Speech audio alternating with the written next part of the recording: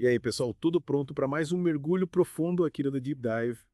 Hoje a gente vai se aventurar num tema que eu acho fascinante. A origem do altruísmo, sabe? Nos É humanos. mesmo. E Aham. preparem-se, porque a gente vai ter que voltar uma Haitita no tempo para entender como esse comportamento surgiu. Tipo, Meritel mesmo. Muito! Muito além dos nossos ancestrais primatas, a gente vai ter que ir mais fundo. Nossa, que Quero. incrível. Mas antes da gente começar essa viagem no tempo, vamos combinar o básico. O que define o altruísmo? Ajudar os outros. Sim, as horas. Mas tem um detalhe importante. Ué. Altruísmo de verdade é ajudar sem esperar nada em troca. É tipo, sabe, aquele impulso de se doar, de estender a mão, mesmo quando não tem nenhum benefício direto para você. Tipo aquele amigo que te ajuda na mudança, mesmo sabendo que vai passar o dia carregando caixa. Exatamente. E a pergunta de US$ 1 milhão é: por que a gente faz isso? Ah, Darwin já tinha observado, né, que a cooperação aumenta as chances de sobrevivência, mas a nossa investigação aqui vai muito além. esse que me deixa fascinado nesse tema. A gente vai, tipo, desvendar os mistérios do altruísmo, desde os primórdios da humanidade até os dias de hoje. E para nos guiar nessa expedição, a gente tem aqui um expert, que vai nos ajudar a entender as raízes, sabe?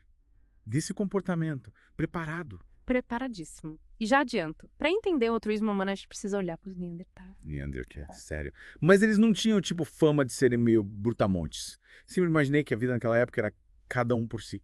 Essa é a imagem que ficou popular, mas as pesquisas recentes mostram um lado bem diferente. Eles cuidavam dos doentes, dos mais frágeis, sabe? Mesmo em condições super difíceis. Tipo, cada um por si, com um toque de compaixão. Me conta mais sobre esses Neandertais altruístas. Tem um caso super emblemático, descoberto na cima de Los Huesos, na Espanha. É a história do Elvis, um Neandertal que sofria de uma doença degenerativa, grave.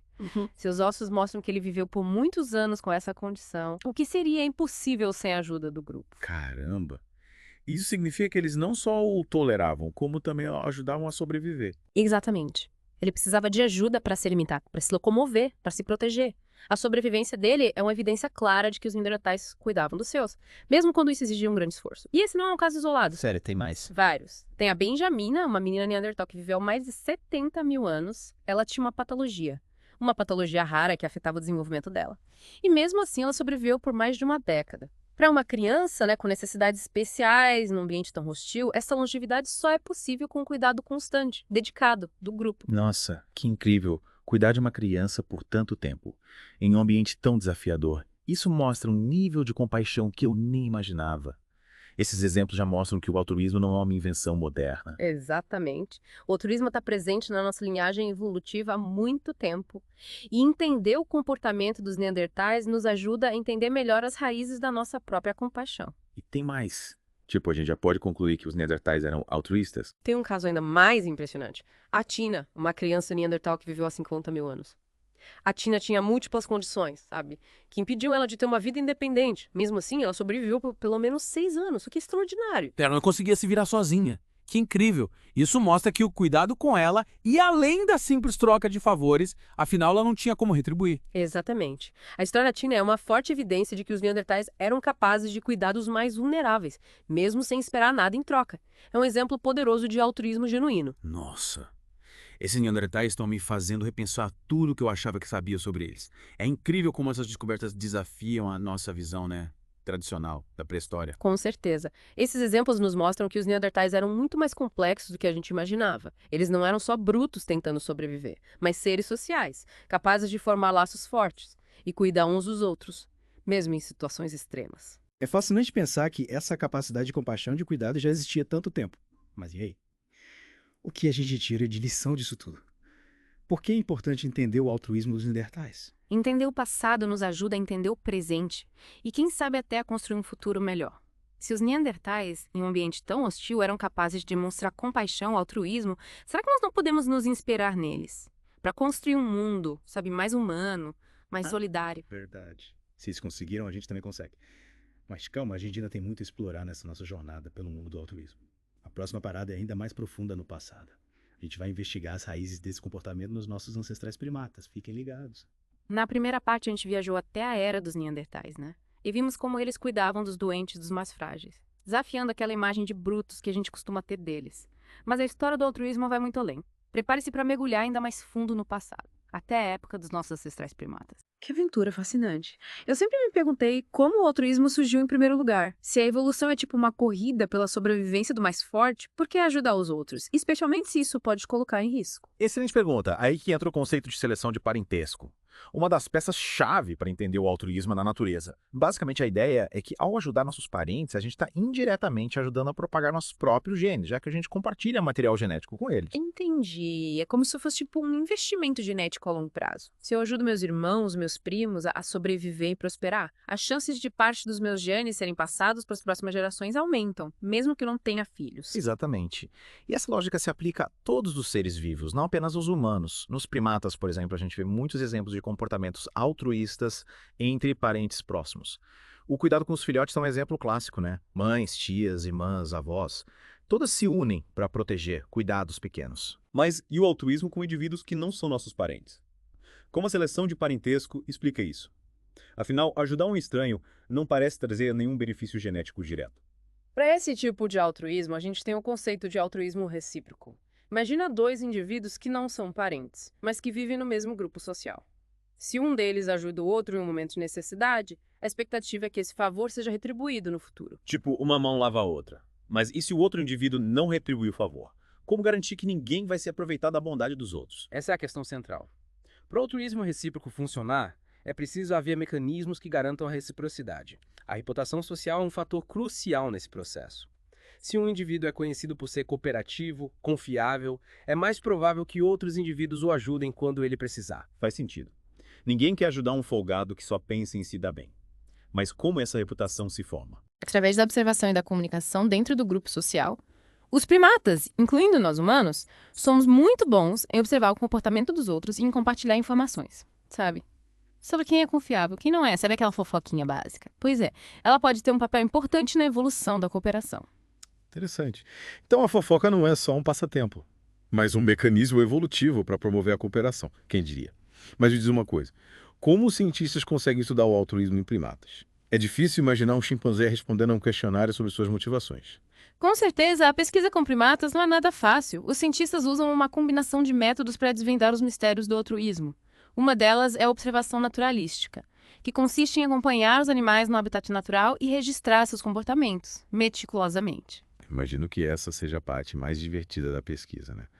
Passar o dia observando macacos na natureza. É fascinante, com certeza, mas também exige muita paciência, atenção aos detalhes. E tem outra ferramenta importante, os experimentos em laboratório, onde os cientistas criam situações controladas para testar suas hipóteses. Sim, legal.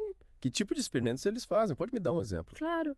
Um experimento clássico consiste em colocar dois macacos em jaulas adjacentes, de forma que eles possam se ver, mas não possam se tocar.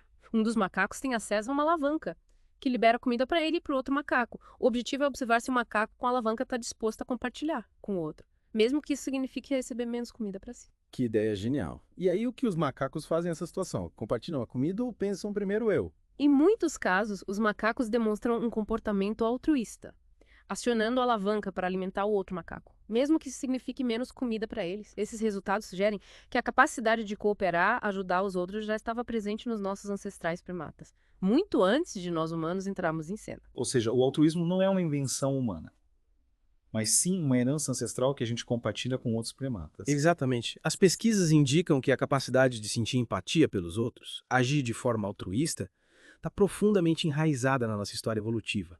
Não é só uma questão de genética, de cálculo racional, mas também de compaixão e de conexão social. É incrível como a ciência nos ajuda a entender melhor a gente mesmo, né? A nossa relação com o mundo. Mas se o altruísmo já estava presente nos nossos ancestrais primatas, o que nos torna tão especiais como espécie? Porque os humanos desenvolveram uma capacidade tão singular de cooperação, de altruísmo em larga escala. Essa é a pergunta de $1 milhão. Existem várias hipóteses que tentam explicar a singularidade do altruísmo humano. Uma delas é a capacidade de linguagem, né? Que nos permite comunicar ideias complexas, compartilhar informações sobre quem é confiável, coordenar ações em grupo de forma muito mais eficiente do que qualquer outra espécie. A linguagem como ferramenta para turbinar o altruísmo. Faz sentido. Mas será que é só isso? Provavelmente não. A cultura, a moralidade e a religião também parecem ter desempenhado um papel importante na evolução do altruísmo humano.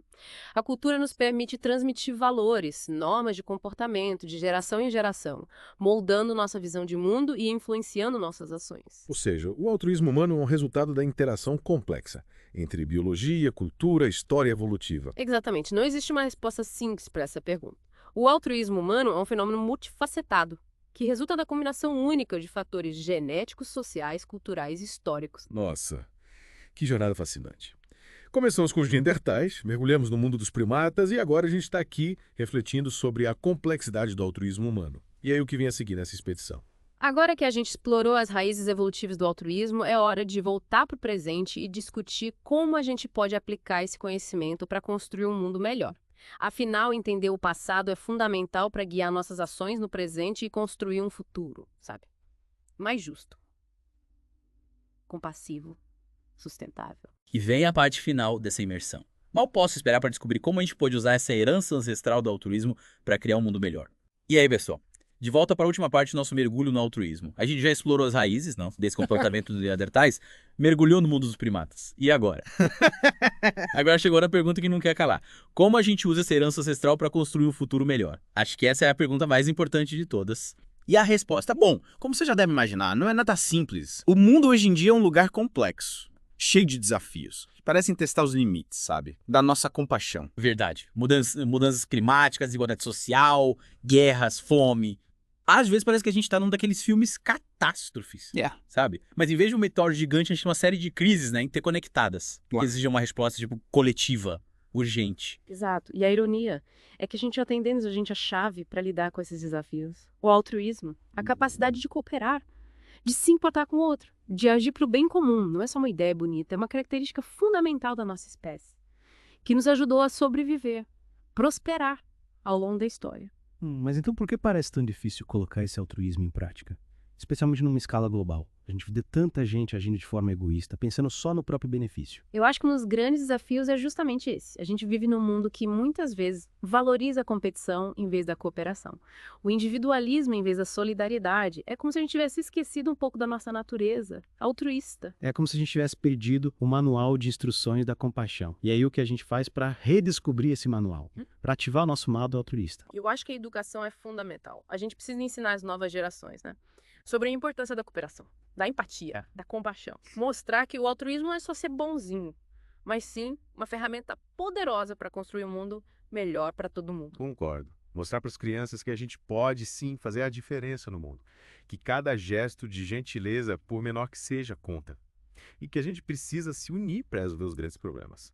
Porque ninguém consegue resolver tudo sozinho. Exatamente. É como um jogo de quebra-cabeça. Cada peça, cada pessoa tem um papel importante. E além da educação, acho que é fundamental a gente ter modelos, né? Inspiradores. Pessoas que colocam o altruísmo em prática no dia a dia e mostram que é possível fazer a diferença. Verdade. A gente precisa de exemplos positivos, né? Para nos inspirar. Mostrar que a mudança é possível. E claro, a gente também precisa se inspirar na nossa própria história, como a gente viu nesse mergulho. O altruísmo faz parte da nossa essência, como espécie. Desde os primórdios da humanidade. Exatamente. A gente pode se inspirar nos neandertais que cuidavam dos doentes, nos primatas que compartilham comida e se protegem, nos inúmeros exemplos de compaixão e solidariedade que a gente encontra ao longo da história humana. Esses exemplos mostram que a gente não está sozinha nessa jornada.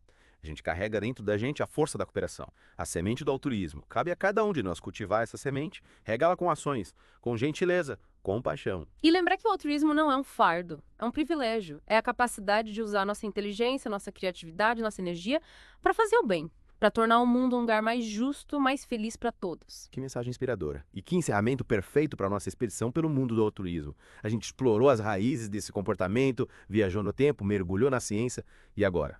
Cabe a cada um de nós colocar em prática tudo o que aprendeu. Lembrando que o altruísmo não precisa ser um ato grandioso, heróico. Ele pode estar presente nas pequenas coisas, nos gestos simples do dia a dia. Um sorriso, uma palavra gentil, um ato de ajuda.